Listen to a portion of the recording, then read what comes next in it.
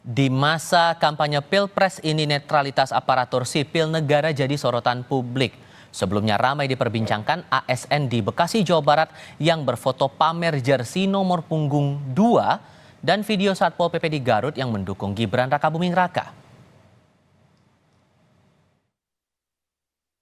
Netralitas ASN di Bekasi, Jawa Barat disorot setelah foto memamerkan jersey bernomor punggung 02 muncul di publik. Penjabat Wali Kota Bekasi, Raden Gani Muhammad menegaskan tidak ada unsur kesengajaan terkait foto itu. Ia memastikan ASN Pemkot Bekasi tidak mendukung salah satu paslon. Meski demikian, Pemkot Bekasi siap disanksi Bawaslu jika memang terbukti melakukan pelanggaran. Bawaslu Kota Bekasi akan melakukan rapat pleno untuk memutuskan ada atau tidaknya unsur pelanggaran dalam foto itu. Kaos yang itu pertama yang memesan secara teknis adalah yang menyiapkan BJB ya, dari BJB sebagai sponsor mendukung menggunakan jersey yang dipersiapkan. Nah, itu dikemas menurut informasi yang saya peroleh, setiap kecamatan sudah disusun ya, dari nomor 1 sampai nomor 25 tiap kecamatan. Jadi tiap kecamatan tuh berurut 1 sampai 25. Laporan dari masyarakat sudah masuk kemarin pada tanggal 2 Januari hari Selasa dan akan kami lakukan mekanisme melalui pleno tentunya bersama Komisioner Bawaslu Kota Bekasi pada hari ini.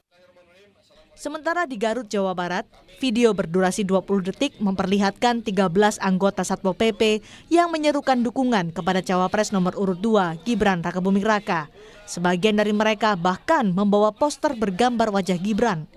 Bawaslu Garut memastikan oknum Satpol PP yang membuat video dukungan untuk salah satu paslon itu bukan aparatur sipil negara, melainkan pegawai kontrak.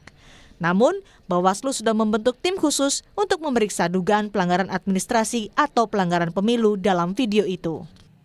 Karena kan ada beberapa pasal yang bisa saja pasal yang itu tentang menggunakan fasilitas pemerintah atau menggunakan pasal yang ASN-nya. Kalau ASN-nya kan kalau kontrak dipastikan ya.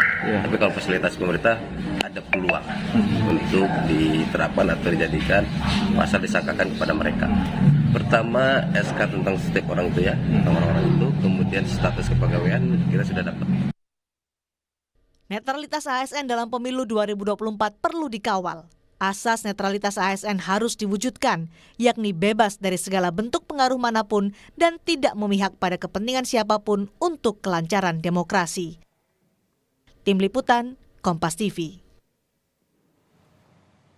Lalu bagaimana Presiden Joko Widodo menjamin netralitas dalam pemilu dan sejauh apa publik bisa menguji janji itu? Kami diskusikan bersama dengan para narasumber. Bergabung saat ini Bivitri Susanti, dosen STHI Jentera, dan Wandi Tutroong, PLT Deputi 4 Kantor Staf Kepresidenan. Selamat sore semuanya, apa kabar? Selamat sore. Terima kasih sudah mau bergabung bersama kami kali ini. Saya ke Pak Wandi dulu kalau begitu. Ini ada yang bilang dari kubu TKN, dari tim suksesnya Paslon 02 bilang dukungan Jokowi ke Prabowo. Tapi Pak Ari Dwi Payana bilang bahwa tidak ada penjelasan spesifik Jokowi berpihak kepada paslon tertentu. Jadi posisinya sebenarnya Pak Jokowi netral atau sudah berpihak ke paslon tertentu nih, Pak Wandi? Waduh, ini saya disuruh menanggapi opini ya. Iya, Ya, karena ada dua pendapat berbeda nih. Ya, saya kira itu orang bisa berpendapat berbeda karena kan namanya juga sedang kontestasi di dalam tahun politik. Silakan saja. Kalau kami dalam konteks kerja di kantor staf presiden, tentu kita harus mendukung netralitas, mendukung agenda-agenda yang masih harus berjalan. Paling nggak kalau kami kan sampai 2024 ini, tahun ini, tanggal 20 Oktober, ya masih banyak yang harus dilakukan. Kerja-kerja termasuk mendorong bansos yang lebih efektif dan sebagainya itu adalah bagian dari pekerjaan kami. Jadi kalau soal opini ya silakan beropini. Kalau saya kira kami tidak akan masuk ke dalam opini tersebut ya. Karena kita tetap mendukung kerja-kerja yang masuk dalam wilayah tugas pokok dan fungsi kami. Oke, jadi gimana pembuktian netralitas Pak Jokowi ini sepanjang rangkaian pemilu ini?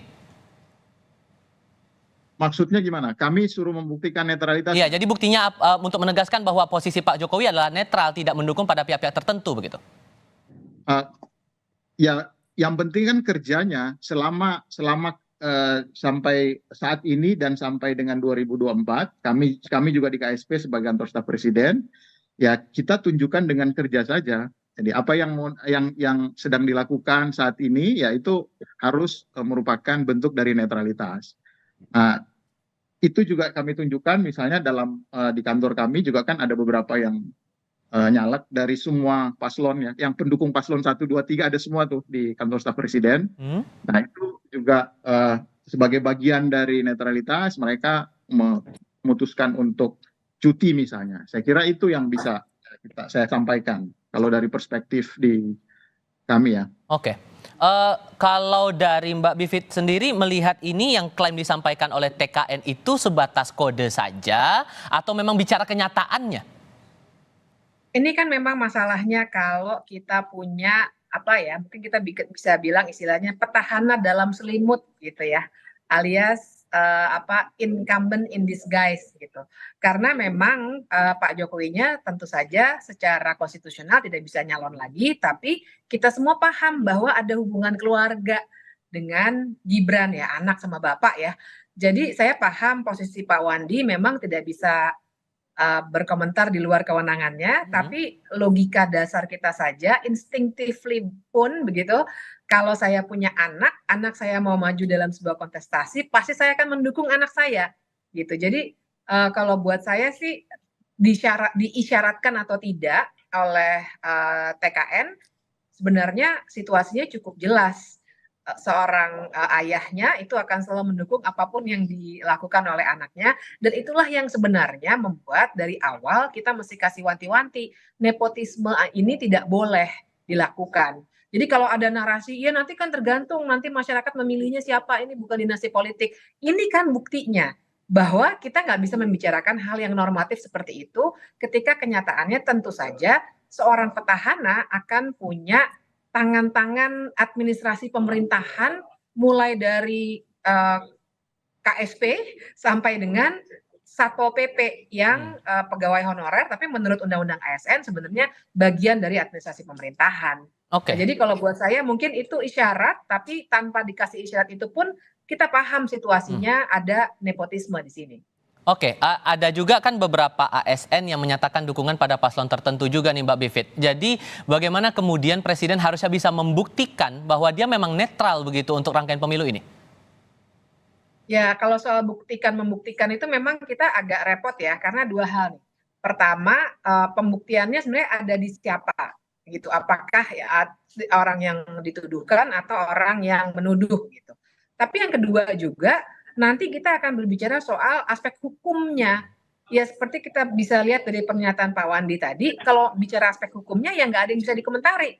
Karena secara hukum seakan-akan tidak ada yang dilanggar. Karena kalau kita bicara hukum kan nanti definisinya, kemudian wewenangnya siapa, dan seterusnya. Jadi saya kira yang bisa kita lakukan adalah mengawasi langsung di lapangan nanti seperti apa. Misalnya saya setuju bansos, dari dulu kita punya bansos. Tapi yang kita harus perhatikan kemudian adalah waktu bansos diberikan, apakah, dan itu sudah ada yang membuktikan juga ya melalui video-video yang sudah beredar, apakah ada yang bilang bansos ini untuk siapa?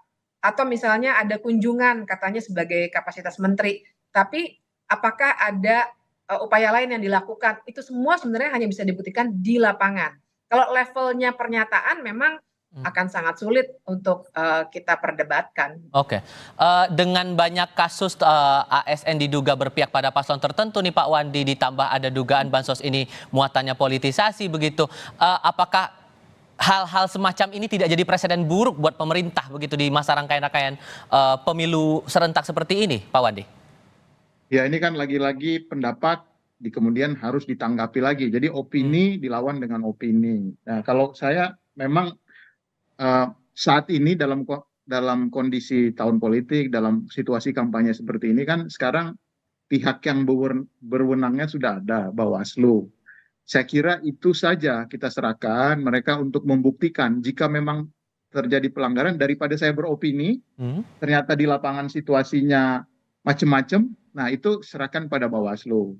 Kalau dari sisi kami ya soal ke bansos ya tentu kita akan bela, karena itu sesuatu yang sudah dari dulu sudah masuk dalam RAPBN, dalam APBN, dan juga kita menghadapi La Nina, El Nino dan sebagainya, justru aneh kalau kemudian gara-gara tahun politik kemudian itu di stop. Nah, dari sisi kebijakan itu semua harus dijalankan. Tetapi bahwa di bawah itu kan semuanya yang berkampanye ini kan kalau misalnya dalam konteks Pilpres semua hampir semua pejabat, menteri juga tidak di satu sisi, tidak satu pihak kan. Semuanya juga bisa melakukan hal yang mungkin ada potensi pelanggaran. Nah, itu yang harus diserahkan kepada Bawaslu untuk menilai. Kalau hanya mengomentari dari opini, ada pendapat seperti ini, bagaimana pendapat istana, ya susah, opini dilapis dengan opini. Saya kira itu tidak akan terlalu banyak manfaatnya gitu untuk di ruang publik. Tapi kemudian untuk komitmen menjaga bahwa netralitas itu bisa dijaga dan akan ada tindakan tegas bagi mereka yang tidak mengindahkan netralitas ASN itu sudah ada dipegang oleh pemerintah, begitu ya Pak? Ya, saya kira itu kan lagi-lagi ke Bawaslu. Itu yang dalam konteks pemilu itu kan pengadilnya di Bawaslu. Nah, kita mengusahakan, kita tahu, saya juga pernah ikut mendirikan komite pemantau pemilu ya di tahun 90-an. Ada banyak juga pelanggaran terjadi dari sejarah, kita tidak menutup mata. Tetapi itu sebabnya kita harus mendorong, kalau di pemerintah itu kan imparsialitas. Nah, netralitas kalau di Eropa atau Inggris misalnya sulit, tidak ada kata netralitas untuk ASN. Sebab kalau orang nyoblos di sana kan disebut tidak netral. Tetapi imparsial, melayani semua pihak. Nah, itu semangat itu, filosofi tidak pilih kasih itu yang harus kita dorong. Harus menjadi lebih baik. Tidak pernah sempurna, tapi harus terus menjadi lebih baik. Oke, penindakan atas adanya pelanggaran netralitas ini juga menjadi menarik, Mbak Bivit.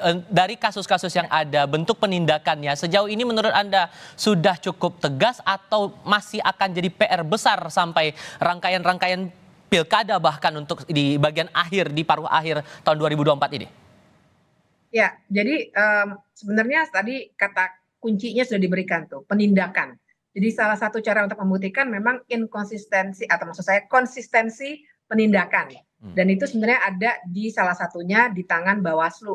Tapi kita juga jangan lupa kalau kita berbicara netralitas ASN, kita sebenarnya berbicara di dua rezim atau kerangka hukum. Yang pertama kerangka hukum pemilu yang memang wewenangnya Bawaslu, tapi ada kerangka hukum kedua yaitu kerangka hukum ASN dan administrasi pemerintahan. Nah, jadi saya kira oke, Bawaslu kita bisa dorong terus saja ya, karena itu lembaga independen. Tapi dari pihak pemerintah sebenarnya yang bisa dilakukan adalah untuk jangan cuma imbauan gitu ya, jangan nggak boleh jari-jari segala macam, tapi tunjukkan kalau perlu bikin mekanisme khusus dengan segala transparansinya, mungkin dengan whistleblowing system bisa mengadukan, bukan ke Bawaslu-nya saja, tapi kalau ada misalnya ya tadi ada perkara Satpol PP atau yang lainnya, itu bisa bikin sistem yang membuat masyarakat bisa mengadukan. Nah, paling tidak itu salah satu caranya untuk membuktikan dalam tanda kutip ya, kalau main kata-kata bener Pak Wandi, kita nggak bisa berdebat di situ. Makanya cara pemerintah untuk menunjukkan mereka netral harusnya membuat sistem di mana semua hal yang seperti itu terjadi bisa langsung ditindaklanjuti, termasuk kalau misalnya menteri menyalahgunakan wewenangnya untuk kepentingan siapapun, dia harus segera memberikan penjelasan kepada publik apa yang tengah dilakukan dan untuk kepentingan siapa. Oke, baik. Terima kasih Mbak Bivitri Susanti dan Pak Wadi untuk perspektif yang dibagikan bersama kami kali ini. Selamat sore semuanya.